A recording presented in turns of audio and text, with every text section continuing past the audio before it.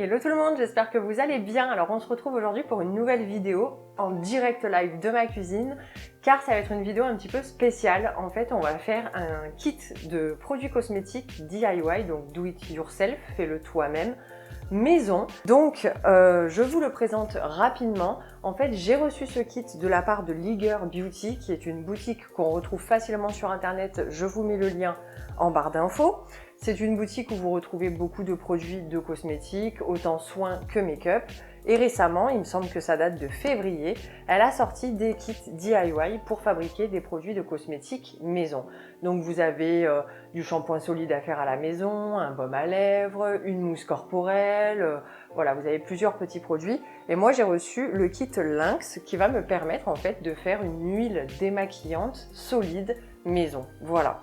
Donc je vais ouvrir le petit kit et je vais vous montrer comment c'est présenté à l'intérieur. Et puis après c'est parti, on fait la recette ensemble. Go! Alors du coup je viens de déballer le kit, donc je vais vous montrer tout ce qu'on avait à l'intérieur pour réaliser notre recette. Alors on a un petit moule en silicone qui fait penser à un petit moule pour faire des muffins tout simplement. Ensuite on a de l'acide stéarique actif cosmétique. Voilà, je sais pas du tout à quoi correspond ce produit, je m'en suis jamais servi, donc voilà. Ensuite, on a de l'huile végétale de ricin bio, un flacon, de l'huile végétale de noyau d'abricot bio, pareil, en flacon. Un flacon de vitamine E, qui est un actif cosmétique conservateur et antioxydant pour phase huileuse, et de l'huile végétale de sésame bio. Voilà. Et ensuite, en dernier petit accessoire, on a une petite pipette. C'est super sympa, franchement, il y a tout qui est fourni, moi j'adore. Quand vous achetez le kit, après, vous avez juste à aller sur le site et vous pouvez avoir accès sur la fiche produit à la recette et à réaliser à la maison tout simplement. Donc moi, j'ai piqué un deuxième téléphone et je suis sur la recette donc pour mon kit. Donc on nous dit d'utiliser du matériel désinfecté à l'alcool, ça je l'ai fait ce matin. D'avoir les mains bien propres avant de commencer la fabrication, je l'ai aussi fait avant de tourner cette vidéo. D'utiliser des contenants propres, voilà, vous avez vraiment plusieurs petites consignes d'hygiène à appliquer avant le début du kit. Pour l'huile solide démaquillante que j'ai choisie, un cosmétique zéro déchet surprenant. Il se transformera en émulsion démaquillante pour éliminer en douceur le maquillage, tout en respectant la sensibilité de la peau et des yeux. Conseil d'utilisation, elle dit qu'il faut frotter le démaquillant solide sur la main, l'émulsionner avec de l'eau tiède, il se transforme en léger lait efficace. Super. Donc le contenu du kit, c'est bon, j'ai bien tout. On va pouvoir commencer. Donc il faut que je sorte du matériel, notamment un bol, des cuillères, de quoi faire un bain-marie, une balance et que j'ai un réfrigérateur, ça devrait le faire. Donc je vais sortir tout ça et je vais commencer la recette en direct avec vous. Alors du coup c'est parti, on va commencer la recette ensemble. Donc première étape, dans un bol verser 10 g d'acide stéarique. Donc c'est parti, je vais prendre un saladier je pense parce que pour le bain-marie je pense que ce sera un peu plus facile. Alors l'acide, donc il faut 10 g et ça c'est un sachet de 10 g. Bon bah voilà, au moins c'est pratique, on met tout. Voilà. Ok. Ensuite, étape 2, ajouter 10 ml d'huile de ricin, d'huile de sésame et d'huile de noyau d'abricot. Donc à chaque fois, c'est des flacons de 10 ml du coup, donc c'est vachement pratique. Je vais tout mettre dans le saladier.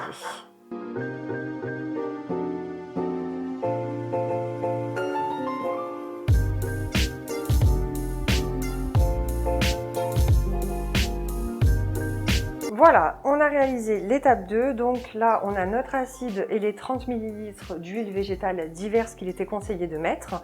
Je passe à l'étape 3, mettre le bol au bain-marie et faire fondre les matières grasses en remuant avec une cuillère. Retirer le bol du bain-marie dès que le mélange est totalement fondu et homogène. Allez, super, ce que je vais faire c'est que je pense quand même que je vais commencer à remuer un petit peu, ça y est, je pars en freestyle, c'est peut-être une mauvaise idée. C'est pas mon truc hein, à la base, des trucs comme ça. Moi, je suis un peu un boucan, j'ai un peu de main gauche, hein, donc je vous garantis pas d'avoir un résultat de fou. Hein. On verra tout à l'heure. Donc là, je remue un petit peu et allez, go, c'est parti sur le bain-marie. Alors du coup, ça y est, on se retrouve vers mon bain-marie. Alors ce qui est bien, c'est que vous aurez visité toute ma cuisine aujourd'hui. Donc c'est parti, je vais touiller ça jusqu'à ce que le liquide et que le mélange en fait soit homogène. Je fais juste une petite pause pour vous montrer en fait ce qui est super bien sur le site, c'est qu'on a vraiment les étapes en photo. Et ça, je trouve quand même ça vraiment pas mal. Allez, c'est parti, je recommence.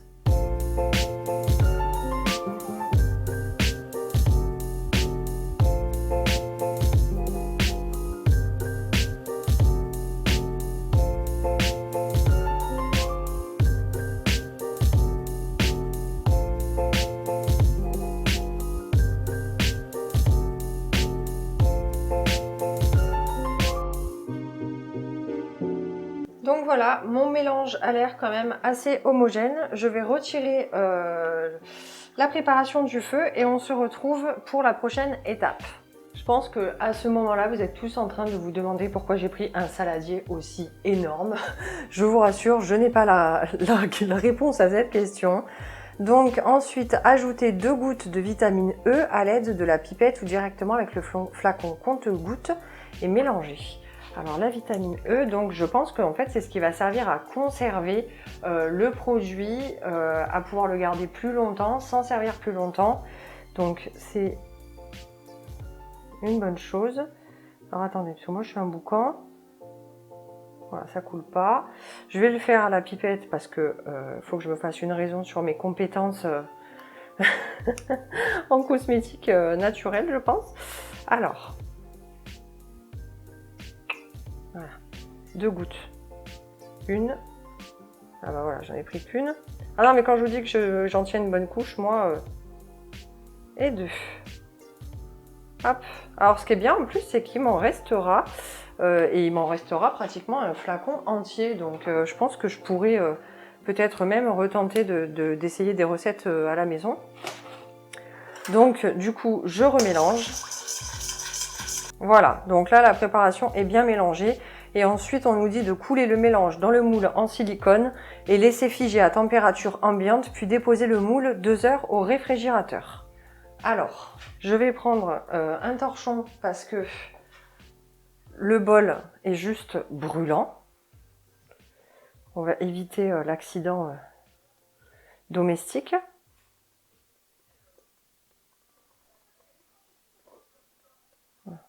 Non, ça va, ça brûle plus trop.